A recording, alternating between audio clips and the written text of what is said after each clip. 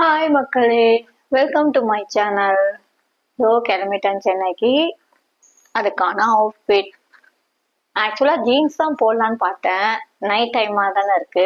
சரி, நைட் டைம்ல யார் நம்மள பார்க்க போறா அப்படின்ட்டு. ஸோ சரி, ஒரு நார்மலாக ஒரு சாரி, இது வந்து பனிக்கும் கொஞ்சம் இதாக இருக்கும். ஸோ காட்டன் தான் கட்டலான்னு பார்த்தேன். அது என்னன்னா கொஞ்சம் புஷ்ஷுன்னு ஒரு மாதிரி இருக்குமா, அது வந்து கொஞ்சம் இதாக இருக்காது, கம்ஃபர்டபுளாக இருக்காது. எனக்கு தான் புடவே பேசிக்காக கட்ட தெரியாதே. ஸோ என்னமோ எனக்கு தெரிஞ்ச மாதிரி கட்டியிருக்கேன், அவ்வளோதான். அவ்வளோதான் என்னோட அவுட்ஃபிட். ஓகேங்களா, கிளம்பிட்டேன். ஸோ இன்னைக்கு நான் பஸ்ஸில் தான் போகிறேன். என்ன எதுக்கு போகிறேன்னு எனக்கே தெரியல.